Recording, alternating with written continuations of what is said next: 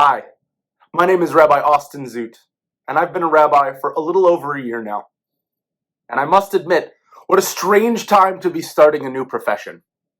As we look around the world, there are countless opportunities and challenges that force us to use ethical decision-making to re-examine how we engage with the world. From the COVID pandemic to the Black Lives Matter movement, we constantly are asking the question, how do we be good people? How do we face the challenges that confront us on a daily basis?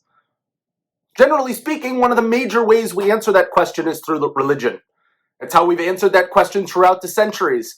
It's to go back to our religious traditions, to go back to our dogma that teach us these are the ways you ritualize your behavior. These are the ways you codify your decision making. Except in recent years and in recent decades, we've seen some challenges with that. There has been infighting about what does religion say about insert issue here. We see religion used as a weapon to try and control people or try and manipulate who is acceptable and who isn't. And that just doesn't work for me as a faith leader. We need to do a better job in religion of using the teachings that we have to lift up the best that the world has to offer and to critically think about what do we do when a religion tells us something that violates that notion of holiness that our Bible also teaches us. We like to use this phrase during these unprecedented times. And in many ways, it's true. We've never experienced anything quite like the COVID-19 pandemic. We've never experienced anything quite like most of the things we're going through on a daily basis. But what I might argue is that what is so unprecedented isn't that the world is changing. The world has always been changing. The thing that makes the 21st century so unique is the rate of change. Things are happening faster than we can come up with a new calibration for how to use our religion to make an impact. Our religion has changed. Judaism, Christianity, all religions have changed over the centuries. But that change was allowed to be gradual, thoughtful, intentional. It was allowed to adapt to new environments as they happened. Now, our world is moving too fast for our religion to keep up. And that's a problem. But it's a problem I think we can help solve just a little bit. More so than at any other point in recent history, Judaism is a choice.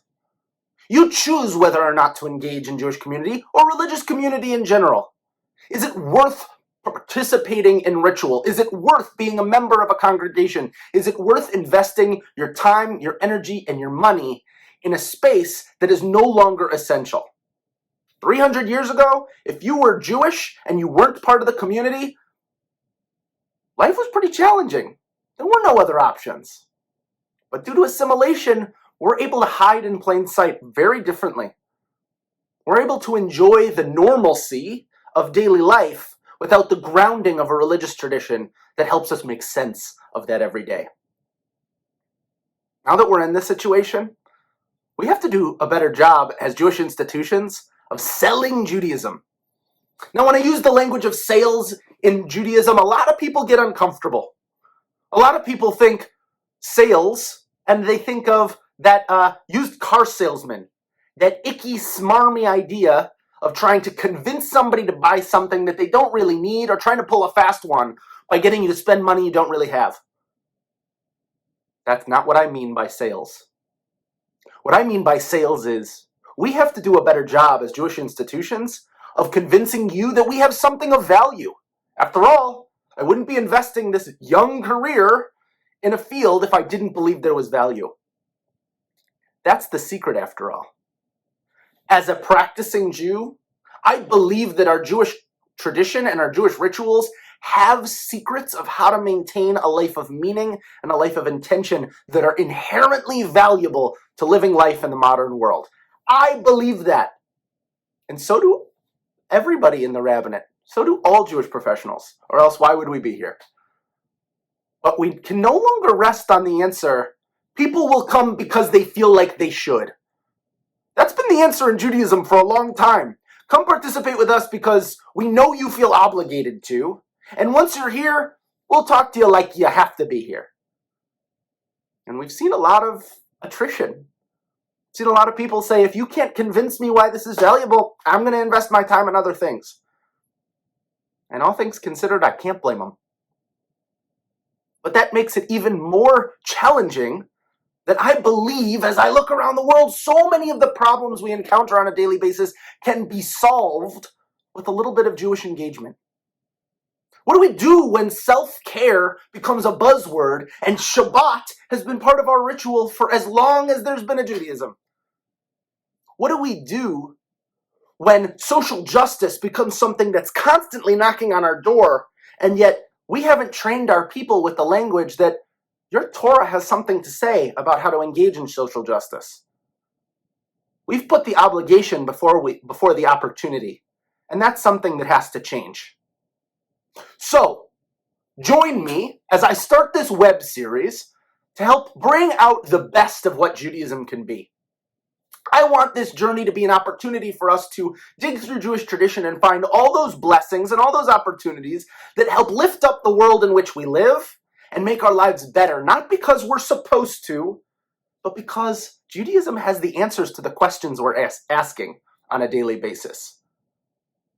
Let's change the conversation away from obligation and instead to opportunity. Let's talk about our Jewish tradition as a gift rather than a burden. There are lots of ways we can do that.